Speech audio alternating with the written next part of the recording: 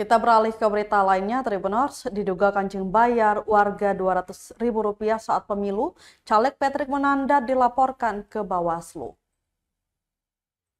Calon anggota legislatif atau caleg DPRD Kota Ambon Patrick Munandar dilaporkan ke Bawaslu atas dugaan money politik atau politik uang.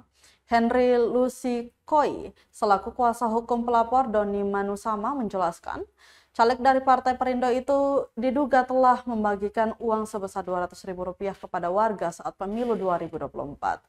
Menurutnya, laporan ke Bawaslu disertai dengan 4 alat bukti berupa uang sebesar Rp200.000, kartu nama Patrick Munandar, foto uang, dan kartu nama Patrick Munandar.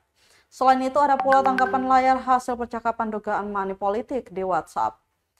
Dikatakan jika laporan memenuhi unsur formil dan material, Bawaslu akan melakukan kajian lebih lanjut untuk menentukan tindak dan terbuktinya adanya pelanggaran tindak pidana pemilu.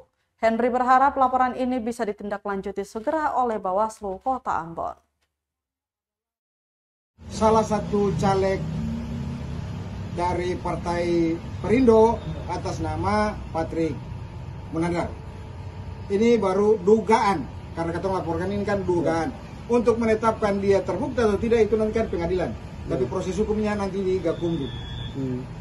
Berarti berharap Bawaslu memproses. Kami sangat berharap sama sekali bahwa proses ini karena sudah disertai dengan bukti-bukti yang otentik. Kami sangat berharap Bawaslu dapat menindaklanjuti laporan ini sampai ke tingkat Gakumdu dan diproses sampai ke tingkat persidangan di Pengadilan Negeri Ambon.